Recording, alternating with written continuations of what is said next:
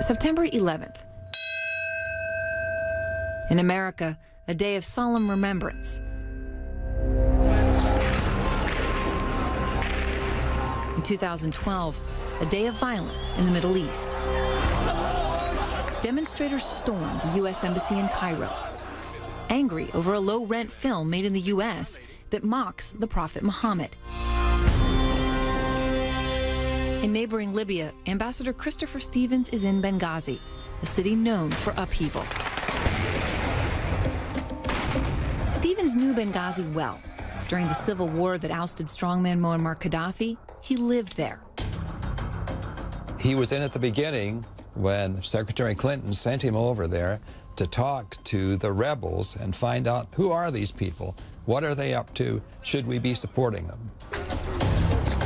Stevens' parents were proud that he helped the rebel-led coalition set up a new government. We were concerned about him and concerned about the work and appreciative of it. My name is Chris Stevens, and I'm the new U.S. ambassador to Libya. In May 2012, Stevens was promoted to ambassador. His job? To bring stability to a hot zone. Gaddafi's weapon stockpiles had been raided, and weapons were just everywhere. So one of the things that the U.S. was interested in doing, and in particular the CIA, was collecting weapons. That mission brought Stevens to Benghazi on September 11th, when he opened a cultural center and met with officials.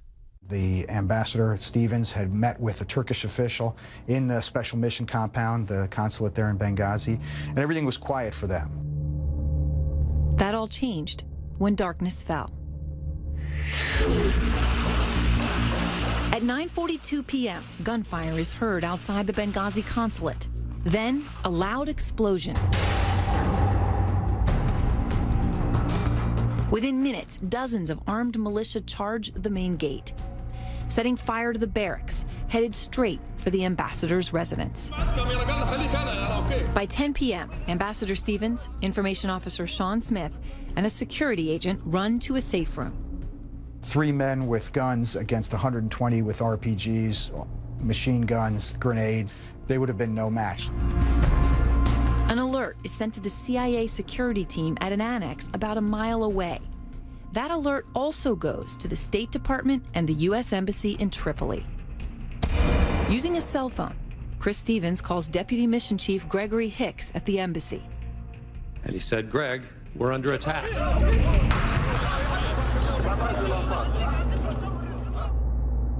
A few months before the attack, Stevens briefly cut back on his morning runs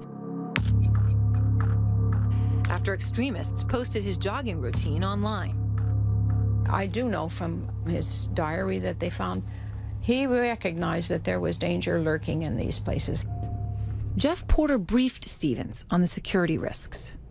The best way to characterize the security environment in Benghazi on September 10th, on September 11th, was that it was unpredictable. There was no law and order, and so while it was probably unlikely that something bad was going to happen, were something bad to happen, it was likely to be catastrophic. Stevens made repeated requests for more security. Guard booths and gates were added to the Benghazi compound as part of $100,000 in upgrades. But they still didn't have enough people. Why was manpower so lacking in Benghazi?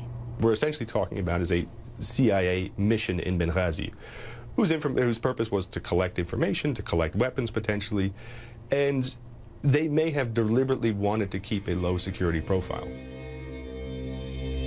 CNN's Drew Griffin reports CIA agents have taken multiple polygraph tests to prevent them from talking about the CIA mission in Benghazi.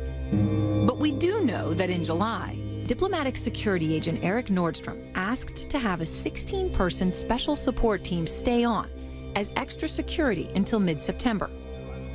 That request went unanswered. Around 10:30 p.m., a fortified door with heavy metal bars keeps the attackers from breaking into the safe room where Smith and Stevens are. Minutes later, the attackers set fire to the villa with diesel fuel. And literally within minutes, the smoke overwhelmed Stevens and Smith in the safe area. About the same time, 6 American security agents leave the CIA annex. Former Navy SEAL Tyrone Woods is with them. After a battle, Woods and friendly Libyan fighters regain control of the consulate and start searching for Ambassador Stevens and Sean Smith.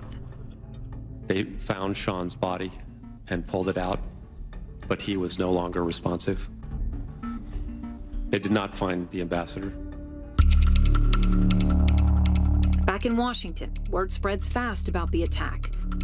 Defense Secretary Leon Panetta and Chairman of the Joint Chiefs of Staff, Martin Dempsey, meet with President Obama. So what happened at the meeting? Obviously, this is a very unusual event, and it has profound significance for the president. And by this time, of course, everyone's thinking it is 9/11. At 12:07 a.m. Benghazi time, 6:07 p.m. in Washington, the State Department sends an email to the White House, the Pentagon, and the FBI. It says the Islamic military group Ansar al-Sharia has claimed credit. If there was any thought that this might have been a spontaneous uprising, well, this clearly put that to rest. 3 days before September 11th, a local Libyan militia told the U.S. the security situation in Benghazi was quickly deteriorating, warning the Americans to decrease their presence. There may have been a lack of situational awareness. They may have not been able to identify which of the dozens of violent armed groups in Benghazi posed a threat to the United States. We have breaking news. An American, we can confirm now, has been killed in Libya tonight. At about 1 o'clock a.m., an eyewitness captures a man being pulled from the smoke-filled consulate on video. This is the last image of Chris Stevens alive. At almost the same time, former Navy SEAL Glenn Doherty arrives in Benghazi with a rescue team from Tripoli. Kate Quigley is his sister. He chose to run in and chose to defend, even though it wasn't his job. He ran in. That's how Glenn has lived his whole life. You know, anything you need at any time, he's there for you. By 4 a.m., Glenn Doherty and Tyrone Woods team up at the CIA annex. They're protecting at least 30 Americans against overwhelming odds. Literally, the 30 or so individuals that were there could have all been killed or captured. And then, the final blow. The full-on assault comes between 4 and 5 a.m. Libya time. And there were 3 mortars that were dropped that hit the roof of the building. It was overwhelming injuries. Glenn Doherty and Tyrone Woods are killed. I got a phone call, and from there, I had to then decide how to tell everyone. And how did you do it? There's no way to sugarcoat it. You just do it. You know, getting a phone call that kind of alters your life forever is, it's horrible. When the attacks on the consulate and CIA annex finally end, the assault has lasted nearly 8 hours. Ty perished doing what he loved to do and doing it well. My son did the right thing at the right time for the right reasons. 30 Americans were saved, but 4 Americans are dead. My heart is broken because he perished the way he did, but at the same time,